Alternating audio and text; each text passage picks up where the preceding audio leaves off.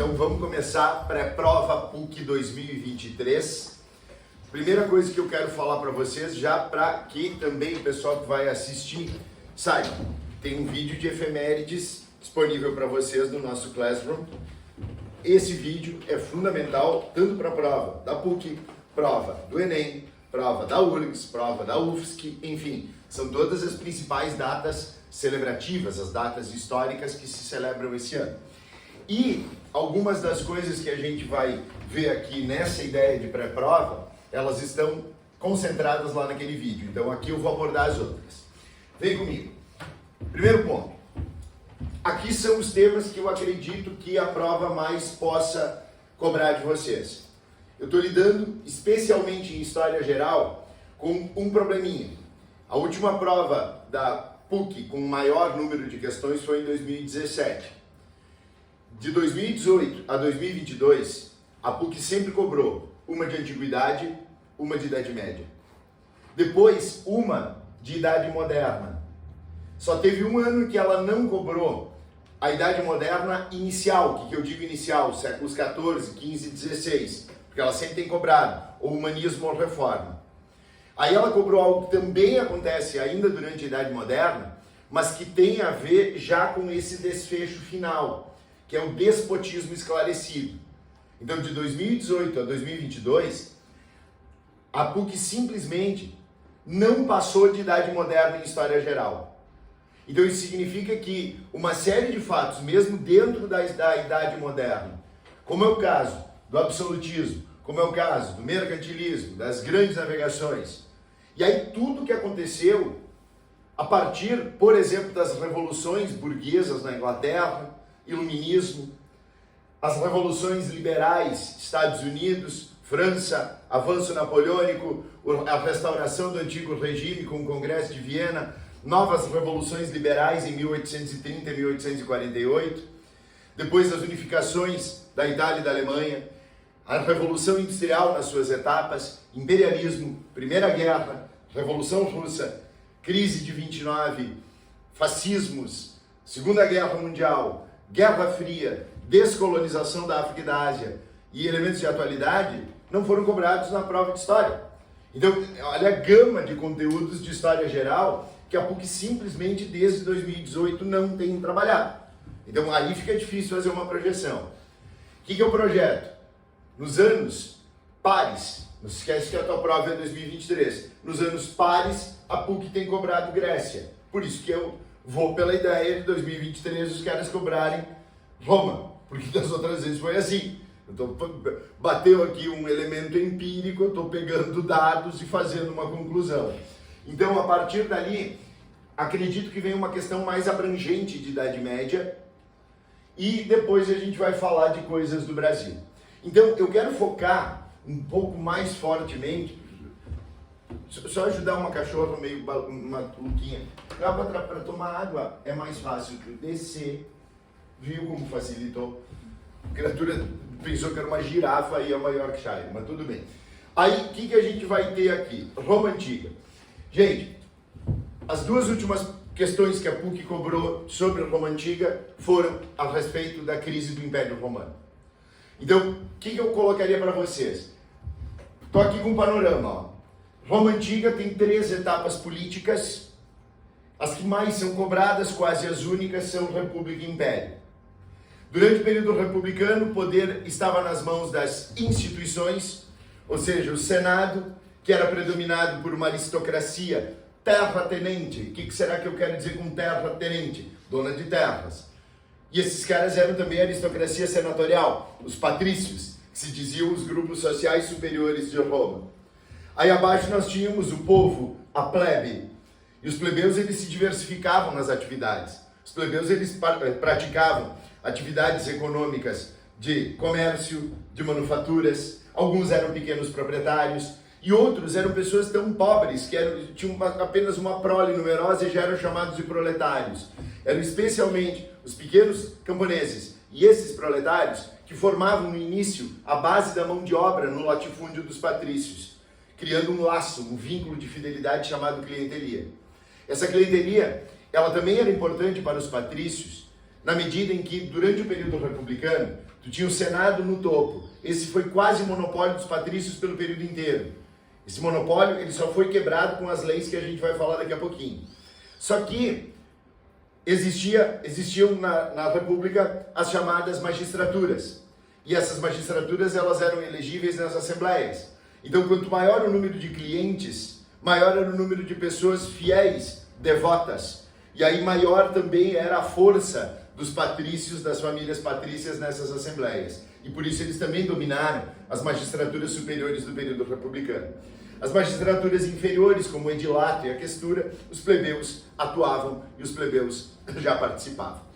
Só que a gente não pode chamar Roma de uma democracia, tá? Não dá. Trabalha com a ideia da coisa pública, da república. Aí durante o período republicano, algumas coisas são importantes. Observe, eu preciso que vocês lembrem os séculos das épocas de conquista. Porque a gente observa aqui, ó, que essa etapa toda de conquistas, ela pega essa cor aqui meio verdinha dessas canetas, Stabilo. Essa aula é patrocinada pela Stabilo. Essa área aqui, ó, ela foi conquistada, toda ela durante o período republicano. Só que do século 5 até o 3, ocorreu a conquista da península. Se a prova de falar em conquistas extra-peninsulares é quando Roma sai aqui do porto de Messina e aí estabelece progressivamente o domínio do Mediterrâneo. E isso vai acontecer depois das guerras entre Roma e Cartago, também conhecidas como guerras púnicas. Então, as conquistas extraterritoriais, guerras púnicas. Aí o que vai acontecer? Durante o período republicano, nós tivemos o estabelecimento da progressiva concessão de cidadania para os povos da Península Itálica.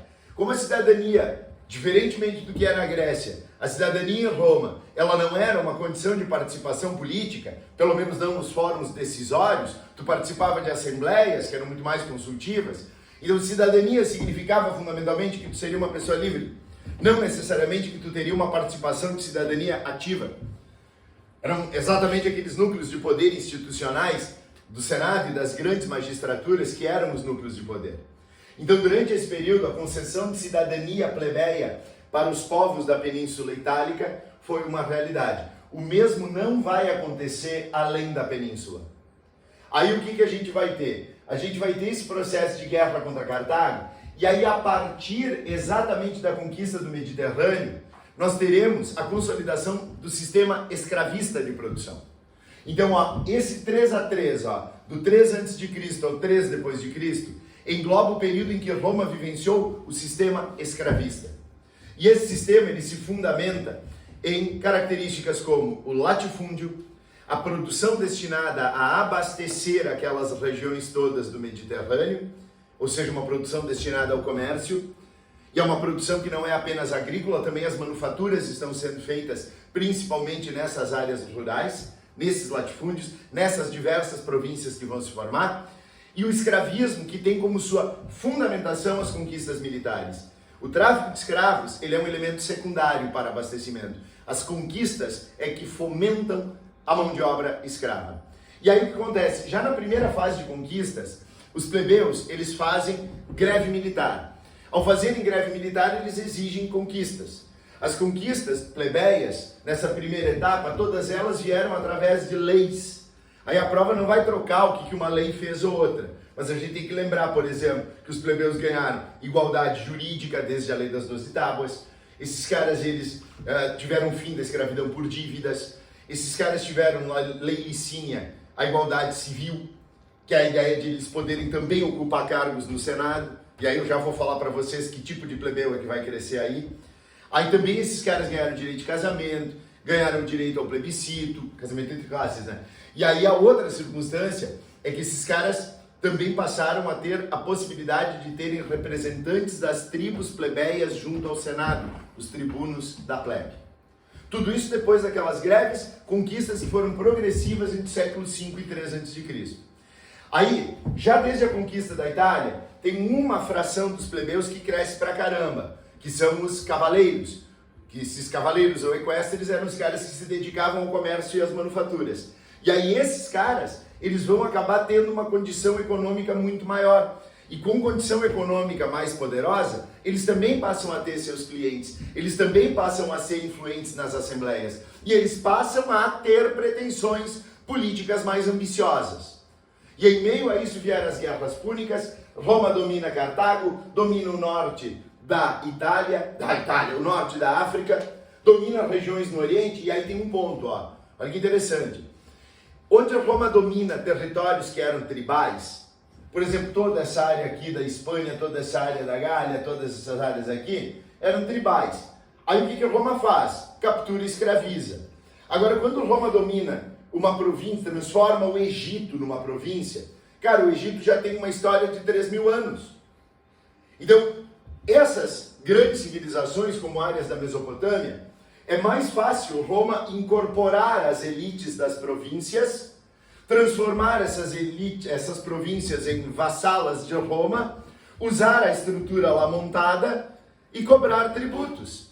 Era justamente do Egito que grande parte dos cereais que abasteciam o Império Romano saía.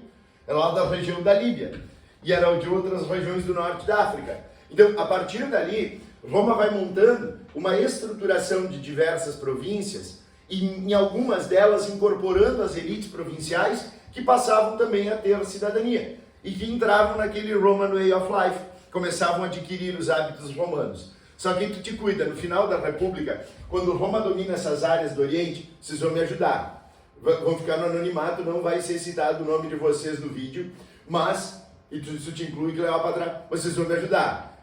Qual era a cultura, e Alexandre, qual era a cultura que se desenvolveu aqui no Oriente? Será que eu chamei o Alexandre? Hã? A helenística. E quem é que tinha, desde o século IV a.C., eu estou te falando aqui, ó, a partir do 3. Então, no século IV a.C., quem é que tinha dominado toda essa área aqui? O Alexandre, né? O Alexandre, ele parece novinho, mas não é. Esse homem nasceu aqui na Macedônia, governou a Grécia durante um tempo, lá no século IV a.C. Morreu em 323 aqui em Babel, mas conheceu depois um cara chamado Jesus que ensinou a ele como ressuscitar. E cá está o homem. Aí olha bem, eu posso estar inventando essa história. Mas a partir daqui, olha que interessante, né? Aí a cultura helenística é que vai influenciar mais Roma. E ela influencia tanto no âmbito filosófico, quanto no âmbito também de tradições orientais, inclusive de religiosidades, ampliando ainda mais a religião romana da época, que é chamada de pagã. E aí tem uma influência muito forte da cultura grega sobre Roma. Pois bem, só que essas conquistas, elas aconteceram com a promessa de que parte dessas terras iam ser entregues para a plebe. Não é isso que vai acontecer. Primeiro problema. Problema número 2. Além das terras estarem conquistadas, a pequena propriedade plebeia, e olha a chave, a crise da República é marcada pela falência da pequena propriedade plebeia. Com a falência da pequena propriedade plebeia, que não tinha como competir com o latifúndio escravista, além disso, os homens adultos dessa plebe trabalhadora eram recrutados para o exército, as pequenas propriedades caíram, as pequenas propriedades faliram, aí a crise da República é marcada por um êxodo rural. E esse êxodo rural traz uma concentração urbana bastante significativa, que leva inclusive a grandes tensões por causa da miserabilização do subúrbio, e isso gera o pão e circo, começa nesse momento, mesmo que o apogeu seja no Império, e aí a gente vai se encaminhar para os fatores que levaram à crise. A crise da República Romana, preciso que vocês lembrem, ela é anterior a Cristo, então tu não faz a besteira de marcar que o cristianismo influencia. Segunda coisa, ela é uma crise que se estabelece sobretudo através de guerras civis. Guerras civis. Aí essas guerras civis, elas começam desde o século II a.C., com os irmãos Graco. Aí depois tem um enfrentamento entre dois generais pelo comando ditatorial de Roma, Mário e Sila. Tem o levante de escravos de Espartacus. Tem Cícero e Catilina se digladiando no Senado. E depois a gente já tem os triunviratos. O primeiro com o Júlio César vencendo, o segundo com Otávio Augusto. Otávio que vai acabar exatamente se tornando Augusto como uma maneira de pacificar Roma. Perceba então que essas guerras civis, elas abriram caminho para a imposição do poder pessoal. Porque agora a figura do imperador é uma pessoa e ele está acima das instituições. Então a transição do poder institucional para o pessoal acontece com a crise da República e a implantação do Império Romano. O Império Romano, ele se estabelece do século I antes de Cristo e vai até o século V depois de Cristo. Aí ele tem uma parte, ó, vale tanto para a Idade Média quanto para Roma. Vocês às vezes se confundem. Alta é a parte de maior estabilidade, é a parte apogeu. Na Alta Idade Média, a gente vai ter a consolidação do feudalismo e o início do seu apogeu. Quase todo o apogeu feudal ainda acontece na Alta também. Então a Alta, eu quero que vocês lembrem que é o período de apogeu. Alto Império Romano, apogeu do Império. Alta Idade Média, a gente tem o apogeu feudal. A maior parte do apogeu feudal se dá na Alta. É bem verdade que ele se expande ainda na Baixa. Mas, lembra disso. Aí aqui em Roma, mesmo que tenha imperadores completamente pirados, como um Nero e um Calígula, ainda assim, e Roma sempre teve tensões, né? É impossível tu imaginar que um império com 50 milhões de pessoas não tenha tensões. Mas ainda assim, nós tivemos esse período de estabilidade com Otávio, pacificação, estabilização das fronteiras, apogeu cultural de Roma, e aí vem já crescendo o cristianismo, combatido a partir do século II, obviamente depois de Cristo, né? Século II, as criaturas começam a combater ainda nas províncias. A partir do século III é que o cristianismo passa a ser fortemente combatido como uma política de império. Entretanto, até o século III, olhem as redes de comércio que Roma estabelecia e observem que eles têm relações também pacíficas com os bárbaros das fronteiras. Semana passada eu fiz as questões de Roma de 2019 e 2021 e ambas as provas falavam de bárbaros que eram incorporados inclusive ao Império Romano. Porque sobretudo a partir do século III, observe que eu coloquei aqui, ó, século III começa a crise do Império. Porque aqui a gente tem, na crise do Império, a origem dela numa grave crise militar que resultou no fim das conquistas. Se tu tem o fim das conquistas, tu por enquanto está estabilizando as fronteiras. Depois os bárbaros vão invadir, sobretudo a partir do século IV. Mas, se tu está estabilizando as conquistas, tu está reduzindo drasticamente o número de escravos que chegam a Roma. Então observa que a crise do Império é uma crise do escravismo. E aí com a drástica redução do número de escravos e paralelamente a grave crise militar gera uma grave crise política que se aprofunda ao ponto de Roma se dividir no final do século IV. Império Romano do Ocidente e Império Romano do Oriente. Essa gravíssima crise que marca o início da Baixa Idade Média, Baixo Império Romano, o período do Dominato, ela é uma crise que se estabelece a partir do fim das conquistas, mas que tem uma grave instabilidade política, a perda progressiva da figura do imperador, de um apoio popular, de uma valorização popular, uma sucessão muito grande de imperadores, uma transferência progressiva da administração política para o Oriente. Não se esqueçam que o Constantino já foi governar lá em Bizâncio, em Constantinopla, e depois o Teodósio, no final do século IV, dividiu o Império.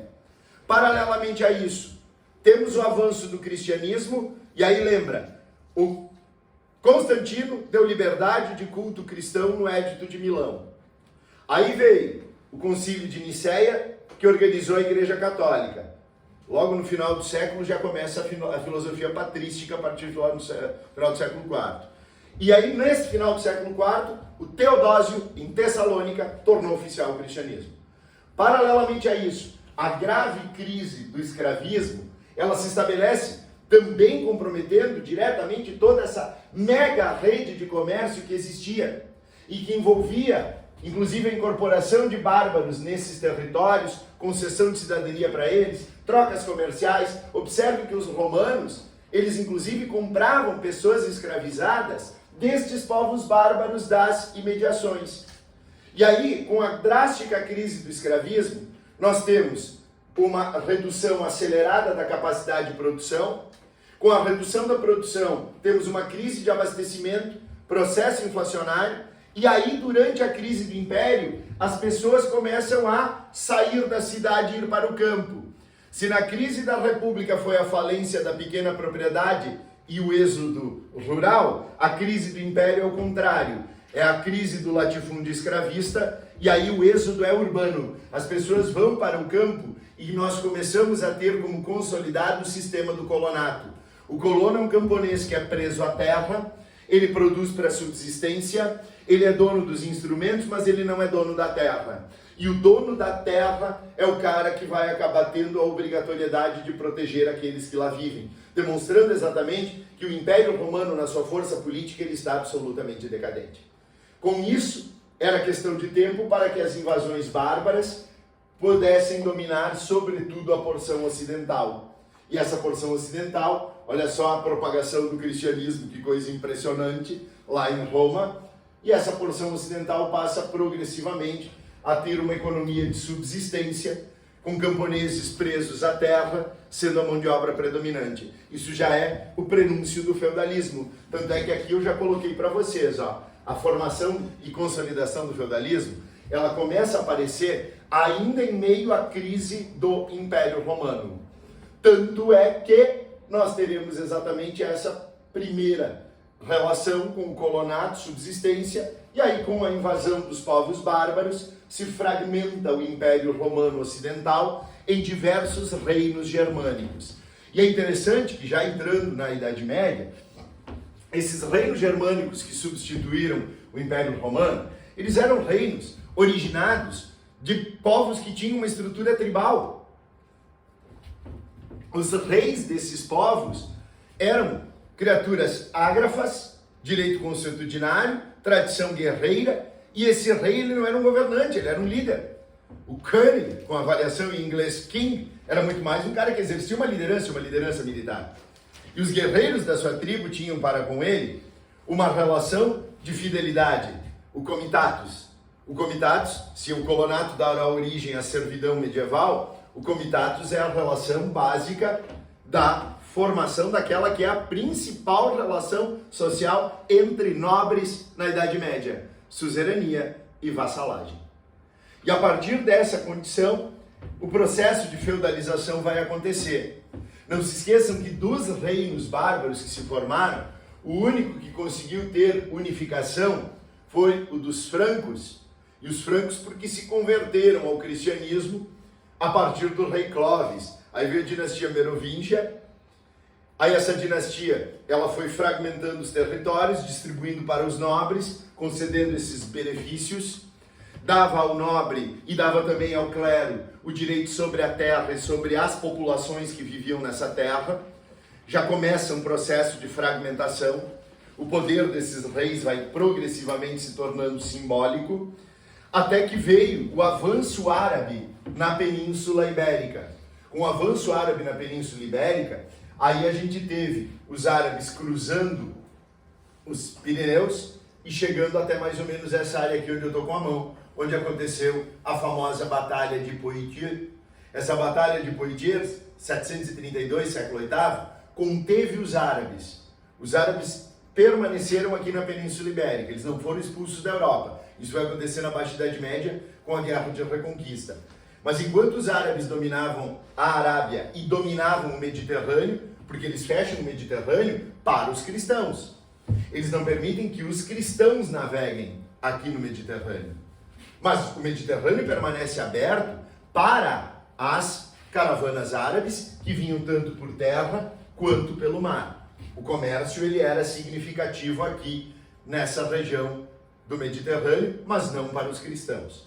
E por isso que os cristãos acabaram ainda mais fortalecendo os laços de feudalização. Depois dessa batalha, os francos tiveram a mudança de dinastia, passou para os carolíngios, e aí o auge vem com Carlos Magno, o imperador Carlos Magno, que foi um cara que inclusive fundou várias escolas, inclusive a escola palatina, ele foi o primeiro franco a aprender a ler e escrever, escolástica, teve o renascimento carolíngio, fez as primeiras leis escritas, as capitulares, e ele ainda tentou exercer um poder. Ele lutou contra os árabes, chegou a reconquistar uma parte da Península Ibérica, ele expandiu o cristianismo para outros povos germânicos, obrigando-os a serem cristãos, e o Papa foi um cara que simplesmente pegou e estabeleceu a coroação desse Carlos Magno como imperador dos cristãos no Ocidente. A fragmentação que dá origem ao auge do feudalismo se estabelece depois do Tratado de Verdun.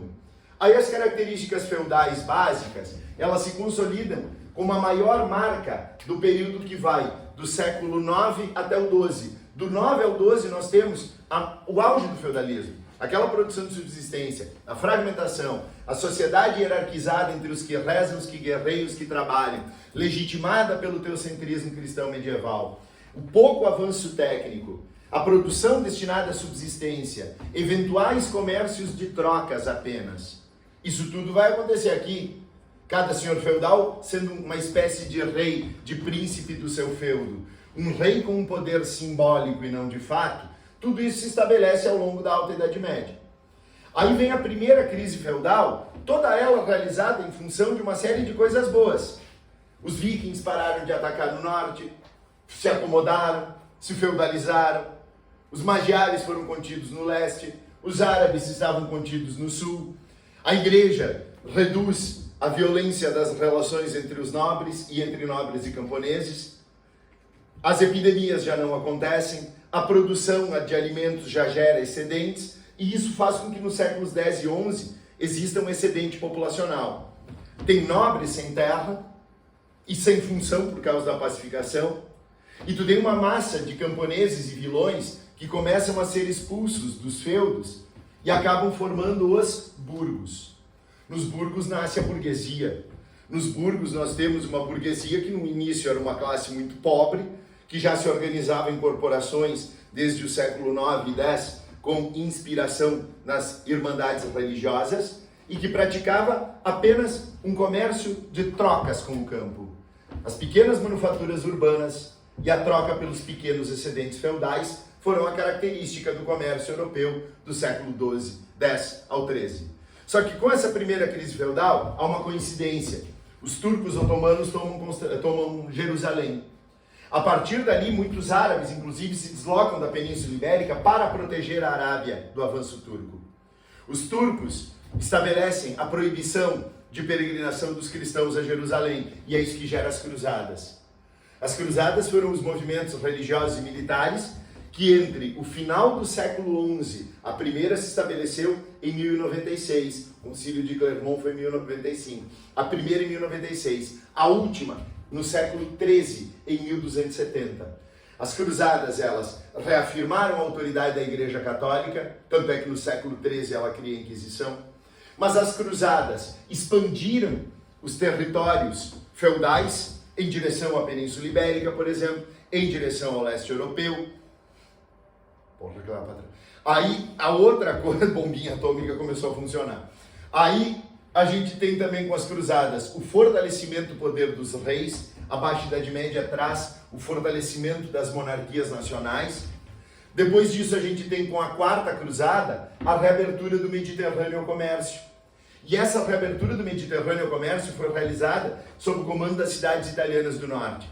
Graças a esse comando, as cidades italianas não apenas dominavam o Mediterrâneo e algumas das rotas comerciais mediterrânicas e até atlânticas, mas dominavam rotas onde se estabeleciam feiras em direção aos feudos e cidades germânicas, e especialmente as feiras de Champagne, dominadas pelos italianos. No norte da Europa, existia desde o século XI a liga dessas grandes cidades comerciais, as Hansas, que se uniam no norte, formando a Liga Hanseática.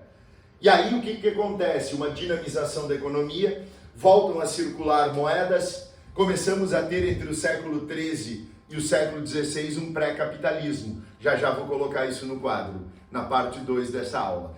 Mas, com essa dinamização, novos hábitos de consumo entre o clero e a nobreza, nas cidades, organização em corporações. Passamos a ter também nas cidades o surgimento de uma nova cultura, porque não eram apenas trocas comerciais, eram também trocas culturais com o Oriente, surgimento de muitas universidades, a filosofia escolástica, as catedrais góticas, já um pré-renascimento, e não é de graça que ainda na Idade Média, em pleno século XIV, essas cidades italianas do norte acabaram se tornando o berço do renascimento cultural e do humanismo. Por outro lado, para consumirem esses produtos luxuosos e também para abastecerem as cidades, As áreas feudais na agricultura se expandiram. Foram derrubadas muitas matas, foram drenados pântanos. Só que essa agricultura não era acompanhada de inovações tecnológicas, portanto ela não teria a capacidade de abastecer a estrutura comercial que se formava. A superexploração dos servos e dos solos refletiria na grande crise feudal. A grande crise feudal é do século XIV, preciso que vocês lembrem a data.